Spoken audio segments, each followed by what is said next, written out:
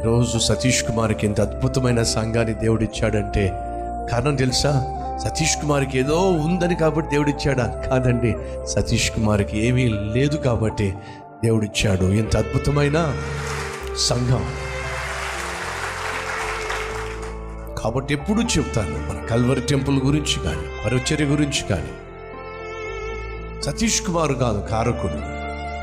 ఏమీ లేనటువంటి ఒక యవనస్తుణ్ణి, ఎందుకు పనికిరానటువంటి ఒక యవనస్తుణ్ణి దేవుడు ఏర్పరచుకున్న కారణం తెలుసా? ఆ యవనస్తుణ్ణి నేను దీవించినట్లయితే చెప్పుకోవడానికి ఏమీ ఉండదు. ఆ యవనస్తుని ద్వారా ఒక సేవను, ఒక సంఘాన్ని ఉన్నత స్థాయికి తీసుకుని వెళితే ఆ యవనస్తుడు గర్వించడానికి ఏమీ ఉండదు.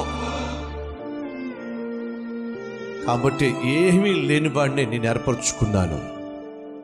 ఏమీ లేనివాడిని కాబట్టి దేవుడు ఈరోజు ఈ సంఘాన్ని ఇంతగా దీవించాడు. సకల ఘనత, మహిమ, ప్రభావములు ప్రభువుకే చెల్లునుగాక.